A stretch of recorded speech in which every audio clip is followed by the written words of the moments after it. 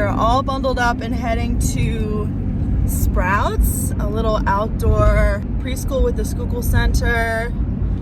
It is 17 degrees. We are really layered up, super cozy and warm. Since it is so cold, they're starting the day inside, like in the school. But generally, this is an outdoor program where they like teach you about nature and you sing songs, go on little scavenger hunts. It's super cute. So I'm excited. Are you excited? Yes. Good. This guy's wearing a lot of clothes. I made up for the loss. Took some time to think it over. I reduced all the costs. Oh my god. Feeling So lighter. It's a sunny day, it's a sunny day. We took some time to decide what words to rhyme, and it feels so fine. Now it blows my mind. Tear down the walls and reclaim the Albert Hall, 'cause it feels so fine. Now it blows my mind. How's it going, Sky? Let's follow the leader to Miss Missy, okay? Took some strength to turn it over.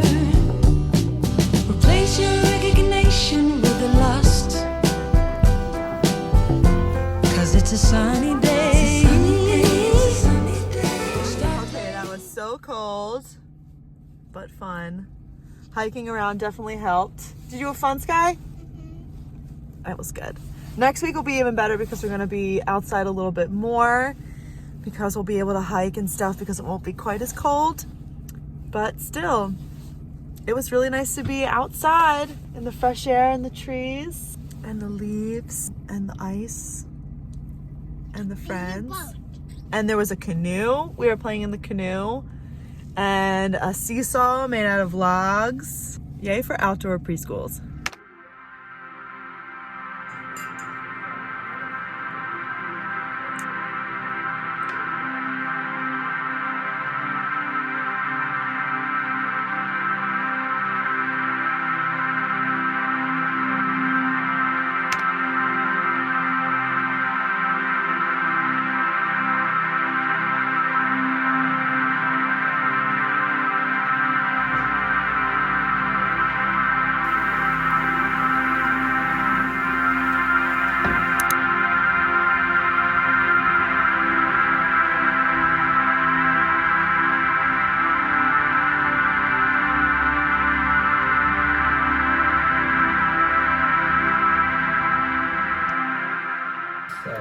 We can certainly work with scientists without any risk of feeling threatened by that, because if something is false, it's false.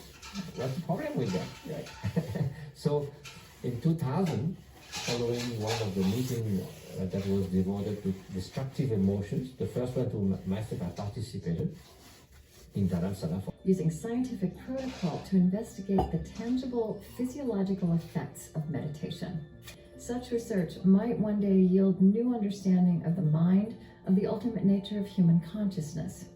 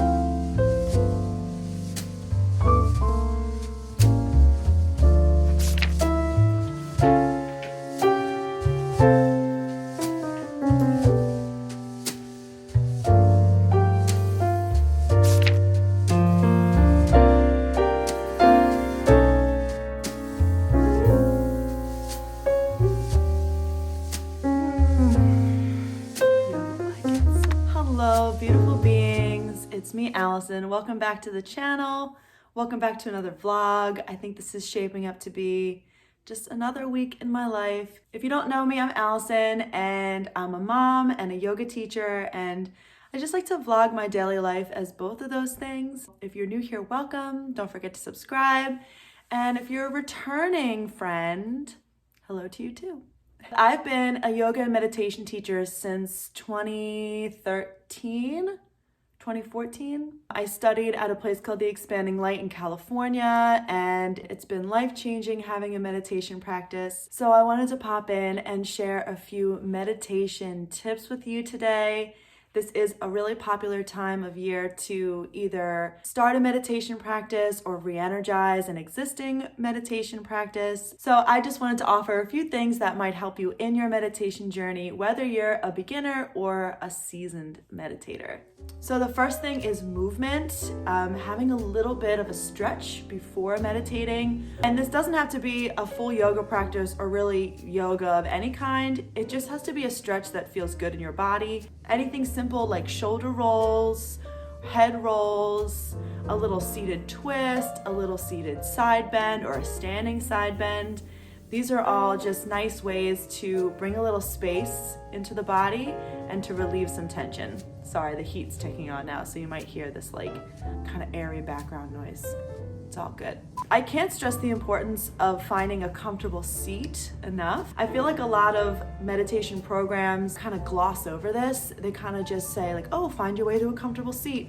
And I just feel like the comfortable seat is so critical to having a fruitful meditation, or at least an enjoyable meditation. So there are a few suggestions I have for your meditation seat that will hopefully give you a better experience. One, there is absolutely no pressure to sit on the floor. I know aesthetically it's kind of a thing. This isn't always comfortable or even possible depending on what your body is into. I am a huge fan of meditating in chairs, but if you are comfortable sitting on the floor and you're using a meditation cushion, or a blanket or a block or something like that, it's good to like scoot your bottom towards the front of that cushion.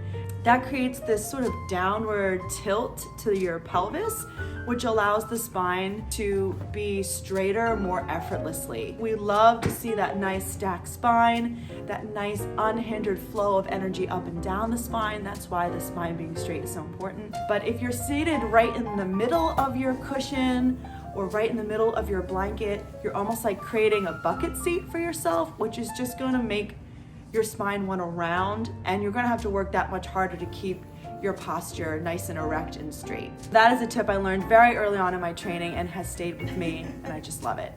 If you're not comfortable sitting on the floor, try sitting in a chair, or even if you're used to sitting on the floor, try sitting in a chair. It's really such a game changer in my opinion. Again, scoot yourself to the front of the chair so that you're not reclining backwards. Make sure that the chair is comfortable. So if that means putting a blanket over the seat to sort of pad yourself a little bit, that's something that's really nice to do.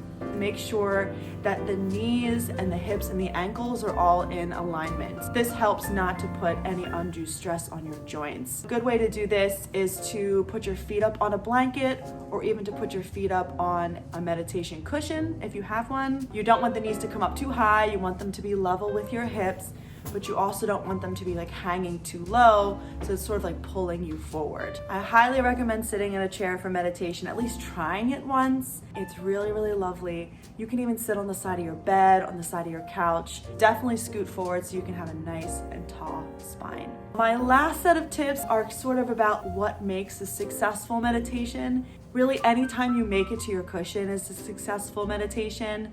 We're trying to change our relationship with stillness. There's going to be a lot of resistance at first if you're new to the practice, and there might even be some ongoing resistance as you deepen your meditation practice. And this is because the mind by nature is an active part of your body. It's used to thinking, it's used to doing things. If you're trying to establish some consistency with your meditation, which is really where you're going to see the most results in regular life, I would suggest starting with small attainable goals. What's really going to make the biggest difference is meditating every day, even if it's for just a little bit of time, like 2, 5, 10 minutes.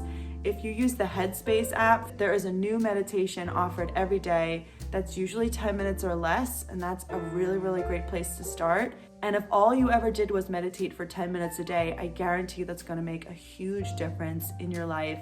Don't set the bar so high that it's not sustainable and that you're gonna feel defeated right off the bat. I get asked a lot about my favorite resources for meditation. I'll link to some books below. My favorite app for meditation is Headspace. I really love the like casual and friendly, easygoing nature that Andy Pudukomi, I think that's how you say his name, has brought to mindfulness, and I just think the app is wonderful. There are little tips for bringing mindfulness into your life. There's a whole category of sleep support that I love using, so I'll link to that app down below as well. And I think that that's it. If you have questions about meditation, you can comment with them below or reach out to me directly if you want. If you are getting started or getting back into meditation, good luck. And I guess my last word of advice would be to just be gentle with yourself. Embarking on a meditation practice is like embarking on mental fitness. It's challenging. You're doing mind training basically. So just be gentle with yourself. Be patient. If you miss a day, don't worry about it. Thank you so much for listening.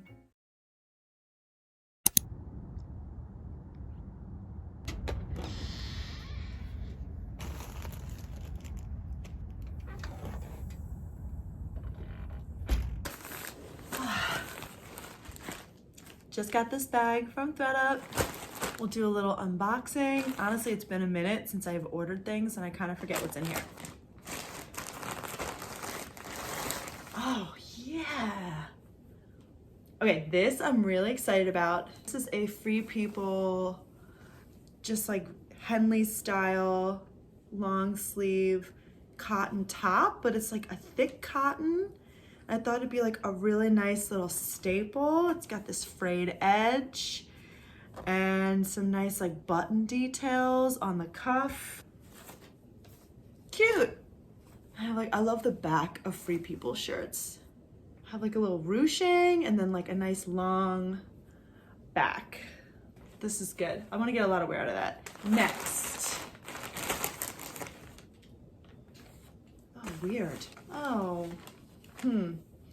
So I ordered this black turtleneck. I loved like the shape and how it was like really like billowy through the sleeve, but I did not realize that it was velvet, and I don't think I like it. You let me know in the comments what you think. But it's velvet throughout, except the neck is kind of like ribbed. Maybe it looks good on. No.